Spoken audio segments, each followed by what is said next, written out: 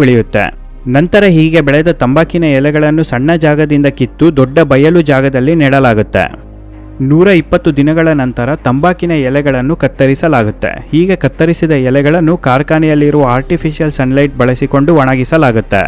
ಒಂದು ಸಲ ಒಣಗಿದ ನಂತರ ತಂಬಾಕಿನ ಎಲೆಗಳನ್ನು ಗ್ರೈಂಡಿಂಗ್ ಮಷಿನ್ಗೆ ಹಾಕಿ ಪುಡಿ ಮಾಡುತ್ತಾರೆ. ನಂತರ ಅಡಿಕೆ, ತಂಬಾಕು ಎರಡನ್ನು ಬೆರೆಸಲಾಗುತ್ತೆ. ಇದರ ಜೊತೆ ಇನ್ನೊಂದು ಸೀಕ್ರೆಟ್ ಇಂಗ್ರೀಡಿಯೆಂಟ್ಸ್ ಹಾಕುತ್ತಾರೆ. ಇದರ ಬಗ್ಗೆ ನಿಮಗೆ ಯಾರು ಹೇಳೋದಿಲ್ಲ, ಆದರೆ ನಾನು ಹೇಳುತ್ತಿದ್ದೇನೆ.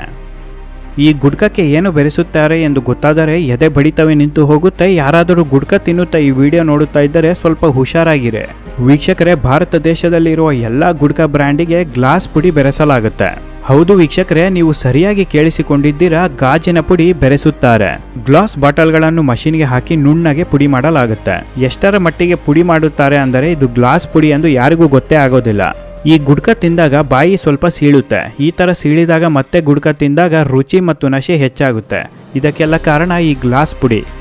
ಇದೇ ಕಾರಣಕ್ಕೆ ಗುಡ್ಕ ಸೇವನೆ ಮಾಡೋರು ಖಾರದ ಪದಾರ್ಥವನ್ನು ಅತಿ ಹೆಚ್ಚಾಗಿ ಸೇವನೆ ಮಾಡೋದಿಲ್ಲ. ಈ ಗ್ಲಾಸ್ ಪುಡಿ ದೇಹದ ಒಳಗೆ ಹೋದರೆ ಕ್ಯಾನ್ಸರ್ ಬರದೆ ಇನ್ನೇನು ಬರುತ್ತೆ.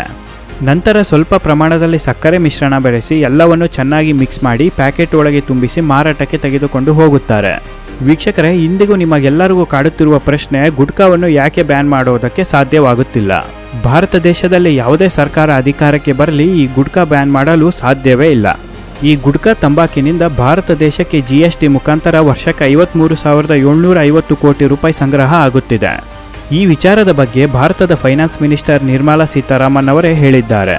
ನಮ್ಮ ದೇಶದಲ್ಲಿ ಒಟ್ಟು ಗುಡ್ಕಾ ಸೇವನೆ ಮಾಡುತ್ತಿರುವವರ ಸಂಖ್ಯೆ ಬರೋಬ್ಬರಿ 30%. ಭಾರತ ದೇಶದ ಜನಸಂಖ್ಯೆಯಲ್ಲಿ ಲೆಕ್ಕ ಹಾಕಿದರೆ 37 ಕೋಟಿಯಿಂದ 40 ಕೋಟಿ ಜನರು ಗುಡ್ಕಾ ಸೇವನೆ ಮಾಡುತ್ತಿದ್ದಾರೆ. ಒಂದು ಪಕ್ಷ ಏನಾದರೂ ಗುಡ್ಕಾ ಬ್ಯಾನ್ ಮಾಡಿದರೆ ಸರ್ಕಾರವೇ ಬಿದ್ದು ಹೋಗುವ ಸಾಧ್ಯತೆ ಇರುತ್ತೆ. ಪ್ರತಿದಿನ ಭಾರತ ದೇಶದಲ್ಲಿ 360 ಕೋಟಿ ರೂಪಾಯಿ ಗುಡ್ಕಾ ಪ್ಯಾಕೆಟ್ ಸೇಲ್ ಆಗುತ್ತೆ. ವಿಶ್ವದಲ್ಲಿ ಅತ್ಯಂತ ಹೆಚ್ಚು ಉಗುಳುವ ದೇಶ ಯಾವುದು ಎಂದರೆ ಭಾರತವೇ ಮೊದಲ ಸ್ಥಾನದಲ್ಲಿ ಬರುತ್ತೆ. ಗುಡ್ಕಾದಲ್ಲಿ ಅತಿ ಹೆಚ್ಚು ಫೇಮಸ್ ಬ್ರ್ಯಾಂಡ್ ಎಂದರೆ RMD ಗುಡ್ಕಾ ಬ್ರ್ಯಾಂಡ್. ಈ RMD ಮಾಲೀಕನ ಹೆಸರು ಮಣಿಚಂದನ್ ಗುಡ್ಕಾ. ಇವರು ತಮ್ಮ ಮನೆಯನ್ನು ಸಂಪೂರ್ಣವಾಗಿ ಬಂಗಾರದಿಂದ ನಿರ್ಮಾಣ ಮಾಡಿದ್ದಾರೆ. ಮಣಿಕ್ ಚಂದನ್ ಆಗಲಿ ಅವರ ಕುಟುಂಬವಾಗಲಿ ಇಂದಿಗೂ ಗುಡ್ಕದ ರುಚಿ ನೋಡಿಲ್ಲ.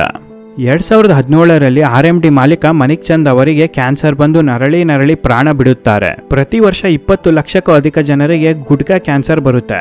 ಇದರಲ್ಲಿ 6 ರಿಂದ 7 ಲಕ್ಷಕ್ಕೂ ಅಧಿಕ ಮಂದಿ ಸಾವನ್ನಪ್ಪುತ್ತಾರೆ. ಈಗಿನ ಸಮಯದಲ್ಲಿ ಕೇವಲ 20ನೇ ವಯಸ್ಸಿನ ಯುವಕರ ಬಾಯಲ್ಲಿ ಗುಡ್ಕಾ ಕಂಡು ಬರುತ್ತೆ. 35 ರಿಂದ 45 ವರ್ಷದ ಒಳಗಡೆ ಸಡನ್ ಕ್ಯಾನ್ಸರ್ ಅಟ್ಯಾಕ್ ಆಗುವ 99% ಸಾಧ್ಯತೆ ಇರುತ್ತೆ. ವರ್ಷಗಟ್ಟಲೆ ಗುಡ್ಕಾ ತಿಂದು ಕ್ಯಾನ್ಸರ್ ಬಂದಿಲ್ಲ ಎಂಬುವ ಒಂದು ಉದಾಹರಣೆ ಕೂಡ ಇದುವರೆಗೂ ಭಾರತ ದೇಶದಲ್ಲಿ ಕಂಡು ಬಂದಿಲ್ಲ. ಮತ್ತೊಂದು ಅಚ್ಚರಿಯ ಸಂಗತಿ ಏನಪ್ಪಾ ಅಂದರೆ, ನೀವೇನಾದರೂ ಈಗ ಗುಡ್ಕಾ ಸೇವನೆ ನಿಲ್ಲಿಸಿದರೆ ನಿಮ್ಮ ದೇಹದಲ್ಲಿ ಆಗಿರುವ ಅಡ್ಡ ಪರಿಣಾಮಗಳು ಕೇವಲ 6 ರಿಂದ 8 ತಿಂಗಳಲ್ಲಿ ಗುಣಮುಖವಾಗುತ್ತೆ. ಗುಣಮುಖ ಆಗಿರುವ ಎಷ್ಟೋ ಉದಾಹರಣೆಗಳು ಭಾರತ ದೇಶದಲ್ಲಿ ಕಂಡುಬರುತ್ತೆ. ಸ್ನೇಹಿತರೆ, ಕ್ಯಾನ್ಸರ್ ಬರುವ ಮುಂಚೆ ಗುಡ್ಕಾ ಸೇವನೆ ನಿಲ್ಲಿಸಿ. ಒಂದು ಸಲ ಗುಡ್ಕಾ ಕ್ಯಾನ್ಸರ್ ಬಂದರೆ ನರಕಕ್ಕೆ ಹೋದ ಅನುಭವ ಆಗುತ್ತೆ. ನಿಮ್ಮನ್ನು ನಂಬಿಕೊಂಡ ಕುಟುಂಬ ಕಣ್ಣೀರಲ್ಲಿ ಜೀವನ ಸಾಗಿಸಬೇಕಾಗುತ್ತೆ. ಜೀವನ ಪೂರ್ತಿ ದುಡಿದ ದುಡ್ಡು ಕ್ಯಾನ್ಸರ್ ಟ್ರೀಟ್ಮೆಂಟ್ಗೆ ಹಾಕಬೇಕು, ಆದರೂ ಪ್ರಾಣ ಪಕ್ಷಿ ಹಾರಿ ಹೋಗುತ್ತೆ. ವೀಕ್ಷಕರೇ, ನಿಮಗೆ ಈ ವಿಡಿಯೋ ಇಷ್ಟ ಆಗಿದ್ರೆ ದಯವಿಟ್ಟು ಒಂದು ಲೈಕ್ ಕೊಡಿ. ಕಮೆಂಟ್ ಮೂಲಕ ನಿಮ್ಮ ಅಭಿಪ್ರಾಯ ಅನಿಸಿಕೆಗಳನ್ನು ಹಂಚಿಕೊಳ್ಳಿ. ನಿಮ್ಮ ಸ್ನೇಹಿತರು ಯಾರಾದರೂ ಗುಡ್ಕಾ ಹಾಕಿಕೊಳ್ಳುತ್ತಿದ್ದರೆ ಈ ವಿಡಿಯೋನ ಅವರಿಗೆ